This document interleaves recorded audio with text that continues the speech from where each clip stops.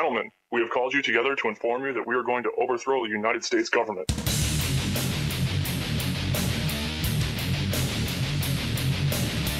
you still think that jet fuel brought down the World Trade Center? Does anybody else see a problem here? I told the Israelis that it would be really a dumb thing to widen the war in the Middle East. I told them that they could, they could really perpetrate an escalation nobody wants. And then somebody asked them, well, Admiral Mullen, couldn't the Iranians steal off the Strait of Hormuz and prevent 30% of the oil in public trade from getting out? Well, yeah, they could. That's what I'm. And then he said, well, oh yeah, but we could reopen it. Yeah, well, how are they going to reopen the Strait of Hormuz when there are about 200 guided missile patrol boats that would sink their ships? And where are they going to get the Marines to climb those cliffs? So Mullen knew which end was up, and so did Admiral Fallon, who famously told my colleague, we're not going to do Iran on my watch, and got fired for it. The problem is they're gone. They're gone. And what we have now is a bureaucrat as Secretary of Defense. And I don't know about this new general who's head of the Joint Chiefs of Staff, but I knew that the fellow who was in line for it, Cartwright, was rejected mostly by my friend Bobby Gates, because Cartwright was judged to be not quite always with the program, not quite knee-jerking, not quite saluting as smartly and as quickly as we expect the military to do. So my suggestion is that the people that prevented, and this is demonstrable, Alex, I think I've mentioned this before, I can demonstrate, anyone can, just by reading Bush's book, Bush's memoir itself, that we were close to war with Iran in the end of 2007 and the end of 2008.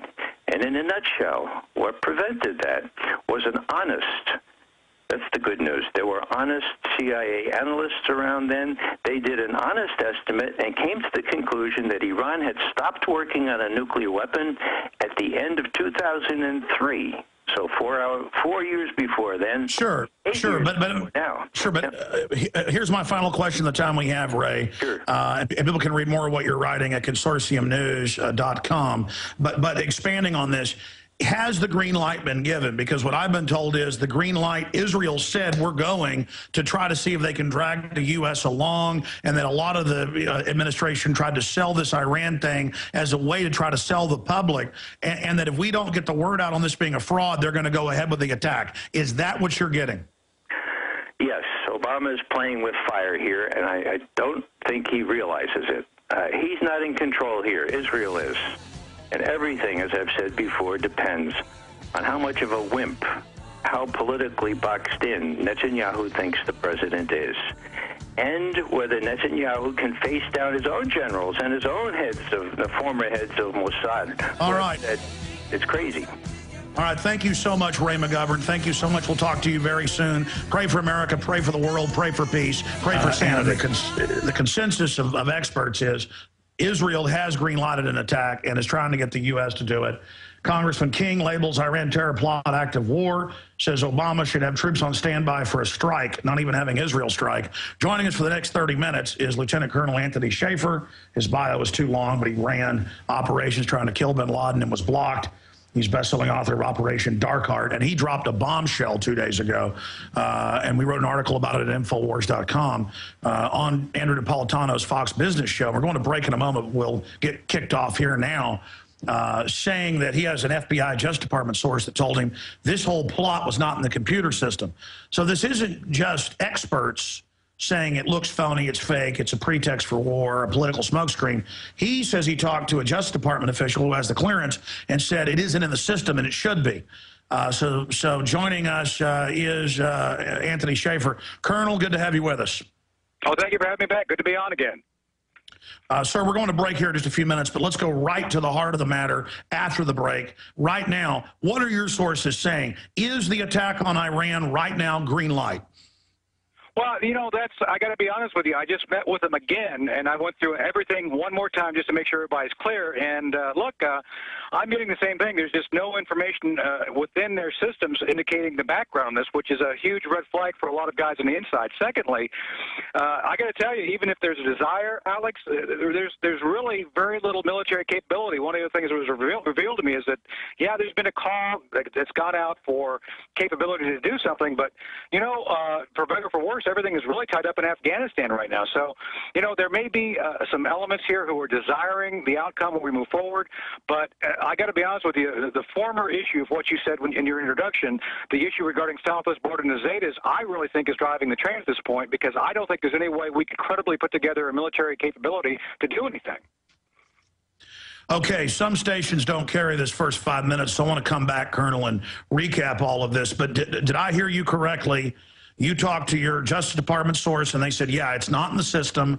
And basically, if this thing did exist and wasn't a fabrication, it would be in the system, or somebody doesn't want the investigation looked at and has expunged it? Either one of those are the options we're looking at. Absolutely. The idea is this: you know, people who have the need to know don't have any information that they could look at, and that's incredible.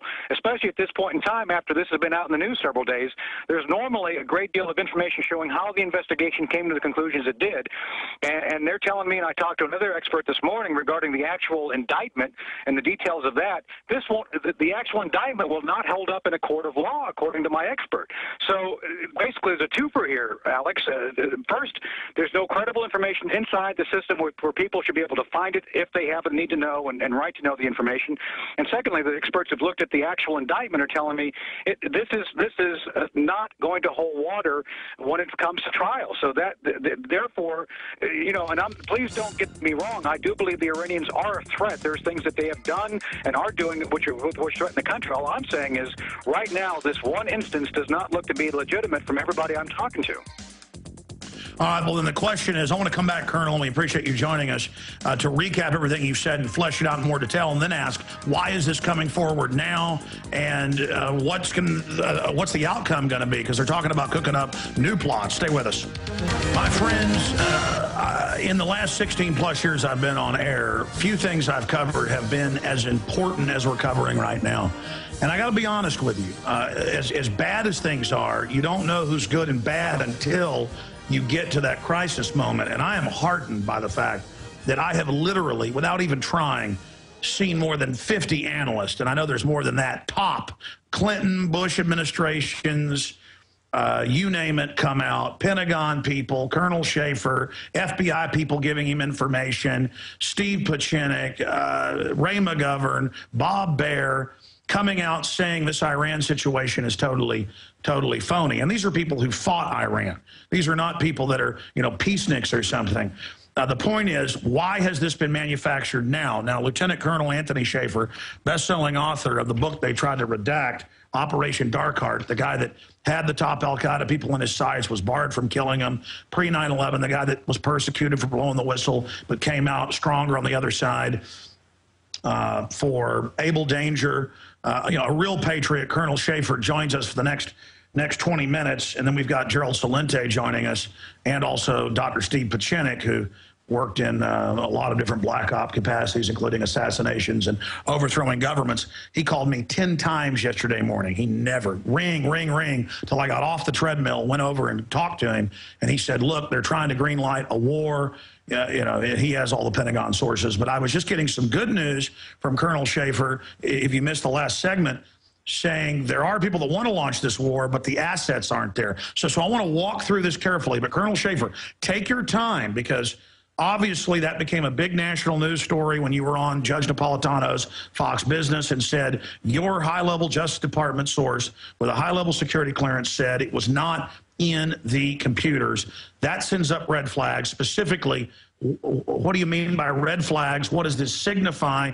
You said you met with the source again today, or did you say yesterday, to make sure you were right about this now that it's such a big story? And then your incredible Pentagon connections, you know, is this green lighted? Because I've had family officers who were just deployed. They won't tell us what it is. They say it's serious. I have other sources that said Well, yeah, you're right. We are being told, look to back up Israel in an Iran attack to get stuff out of the Strait of Hormuz. But I didn't tell you that. But I know you are high level in the think tanks and the Pentagon connections and, lecture on actual strategy level. And so your security clearance has been as high as it gets. So you've got sources I don't have. So let's walk through here for people the magnitude of this, because a lot of my sources say this is the closest we've gotten to an actual attack on Iran.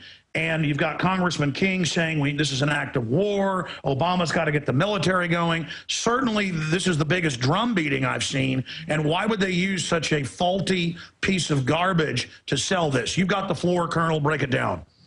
Well, thank you. Well, first off, I think it is very clear that the thing that we must do, and this I've talked to a lot of folks who are of my mind, the last thing we want to do, Alex, is make an enemy of the Iranian people. The Iranian people are Persians, and frankly, they are as fed up with the theocracy which rules them as we are. The thing is, though, we cannot afford to make them an adversary in the process of moving forward. That's why I think the military debate is so important at this point, because some people recognize you want to have all the different components available to you to do things. At the same time, the last thing you want to do is actually do something which will enable the theocracy to actually clamp down even more on the people. And that's the issue right now that I'm being told is really kind of the thing that's pushing people back. Now, regarding the history, let me be very clear for your audience so they understand. Look, when I was in Afghanistan, and this is in my book, Dark Heart, we found the Iranians were up to no good as early as '03. There's 2 chapters devoted to an interrogation of a U.S. citizen who was of Iranian descent. His brother was working for the IRGC, and his brother was there in eastern Afghanistan on the opposite side of the country from Iran, paying people to stir up trouble against us. So let me be very clear here. I'm not pro-Iranian by any circumstance of the imagination. I have seen what these people, what the Iranian IRGC has been doing to try to kill our soldiers. So there's no way in heck that I would ever come out for the Iranians. With that said, I think we have to understand that we're playing a chess game, and simply pushing our military towards a kinetic solution is not the best solution here. And what concerns me is that this, as you mentioned in the introduction, this operation just smells, this assassination concept smells of a plot. And let me tell you something, this is an exclusive for you guys.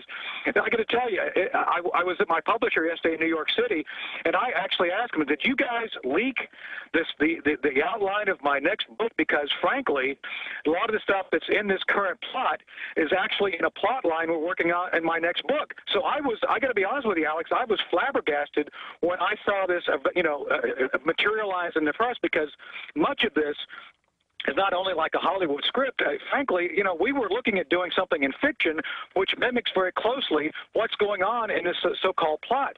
So that's what made me just sit up and say, wow, there's something really wacky about this. And that well, Colonel Schaefer, for those that don't know, a lot of times different agencies, even different governments, will use plot lines to actually carry out real attacks or fake attacks. They will also, as has been admitted for 12 years that I know of, the Pentagon, the CIA actually pay script writers to write scripts for them, quote, to be able to imagine what terrorists might do. So the fact that you went to your publisher when you were in New York to be on MSNBC yesterday, because I know you were there, you couldn't come on here yesterday, and that you're saying maybe somebody leaked your script and that maybe the White House used it. Is that what you're getting at?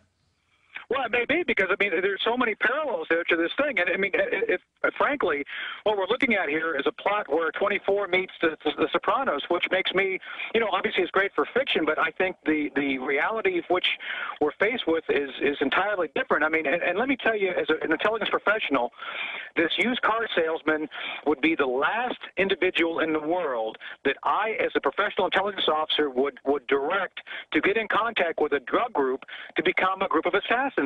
Let me tell you, on the face of that, that is beyond any operational knowledge that any intelligence officer would do. You just don't trust someone with that lack of focus and training to do something that would be that key and critical to an assassination plot. It's just not done.